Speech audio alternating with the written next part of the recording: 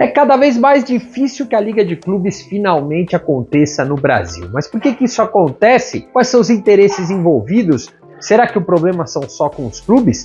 É isso que a Máquina do Esporte explica para você agora.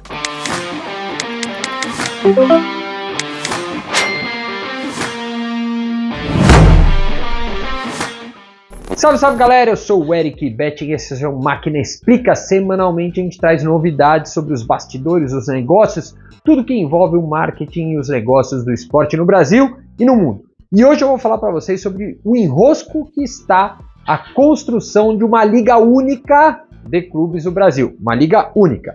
Porque a gente vai ter provavelmente dois grandes blocos comerciais representando o interesse dos clubes da Série A e da Série B do brasileiro, cada um misturado, junto e misturado, enfim, um puro suco de milho brasileiro, futebol brasileiro, bagunça brasileira, em tentar se organizar como negócio no futebol. Vamos tentar explicar o passo que está agora essa criação de liga. No atual momento, o Forte Futebol deixou de existir. Peraí, não é bem isso que você está entendendo, não. Forte Futebol mudou de nome, agora ele chama Liga Forte União.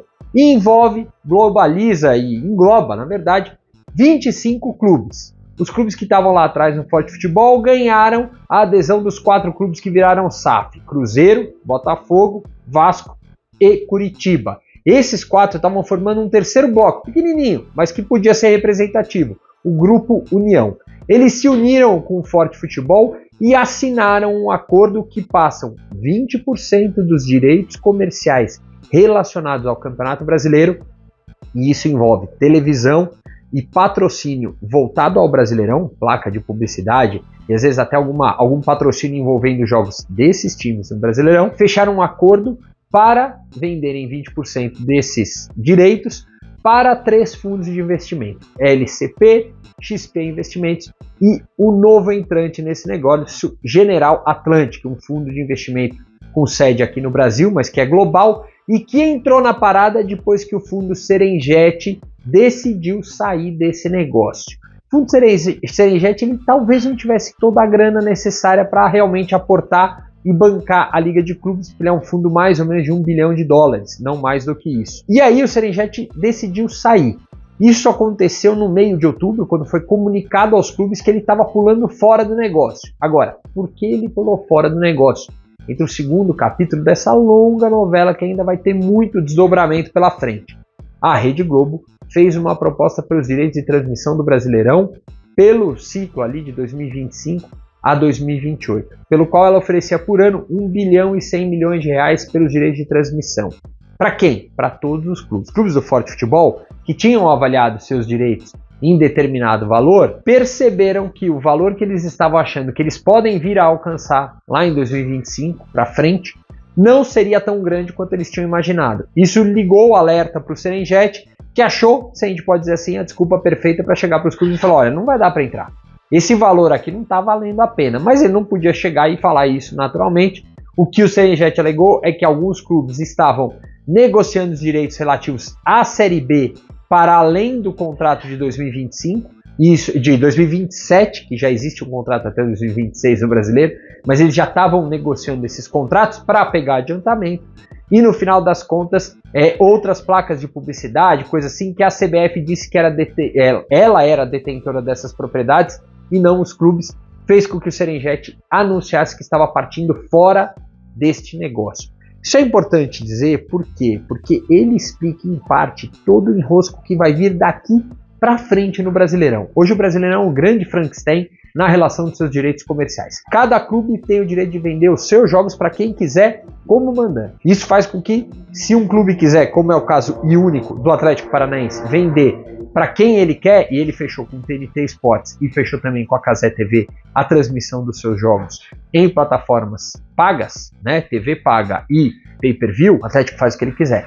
E aí vira uma zona, porque você pode ter 20 clubes, e no caso da Série A, 20 mais 20 da Série B, 40 clubes negociando diferentemente seus contratos. Os clubes vendem também as suas propriedades comerciais relativas ao Brasileirão individualmente. Isso faz com que cada clube saia vendendo para quem quiser as placas de publicidade do brasileiro, não existe alguém unificando e vendendo. Opa, não, peraí, essa história existe. Sim, a CBF diz que ela vende os naming rights do Campeonato Brasileiro e também patrocínios ligados ao campeonato. Quando você vê o backdrop de entrevista depois do jogo dos clubes, né, dos atletas ali ainda na beira do campo, eles têm as marcas que são ligadas à CBF e não aos clubes que são quem teoricamente venderiam esses direitos. Então é uma bagunça o Campeonato Brasileiro hoje. A Liga poderia unificar tudo, fazer uma venda única e exclusiva para quem quisesse, como a Conmebol faz na Libertadores, ou como a Federação Paulista de Futebol faz em relação ao Campeonato Paulista, Carioca no Carioca e tudo mais. Hoje, e até porque o Brasileirão envolve mais valores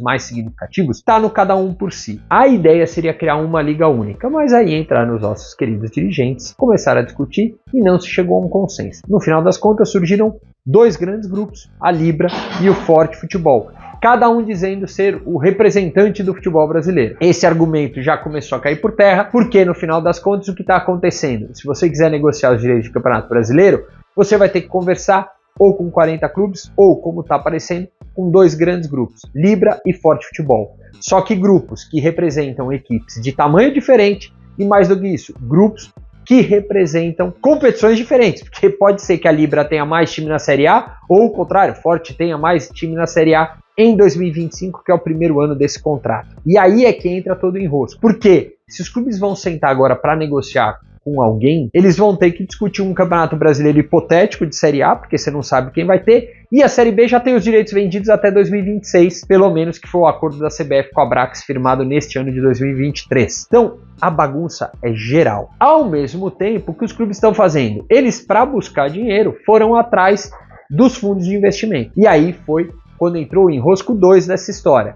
A XP capitaneando junto com o Forte Futebol a busca de investidores e fechou esse acordo de 2 bilhões e 600 milhões de reais, que serão divididos entre 25 equipes, né, de formas diferentes, num acordo que vale por 50 anos. Então, durante 50 anos, os clubes terão pelo menos 20% da sua receita comercial do Campeonato Brasileiro sendo entregue para os fundos que investiram o seu dinheiro antecipadamente nisso. Do outro lado, a Libra tem o Banco BTG, que é outro banco de investimento grande aqui do Brasil, que está tentando buscar um consenso entre o clube para fazer também a mesma história, achar investidores que botem dinheiro e sejam sócios deste grupo comercial, já não é nem mais liga, deste grupo comercial. Aí o que acontece? Se você tem dois grupos diferentes aqui, ou cada um vai chegar e falar, eu vou organizar o meu Campeonato Brasileiro e cada um vai correr para um lado, ou o que provavelmente vai acontecer, eles vão dizer, olha, a gente só vende as nossas partes comerciais, a CBF continua organizando o Campeonato Brasileiro.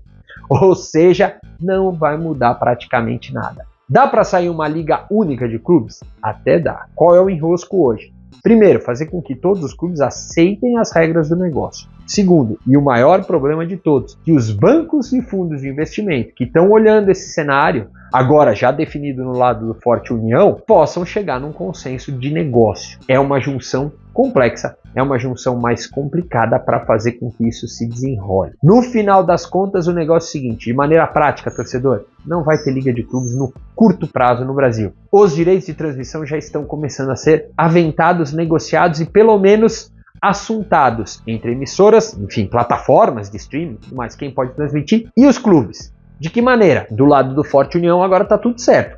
Os clubes que estão lá dentro daquele bolo negociam em conjunto.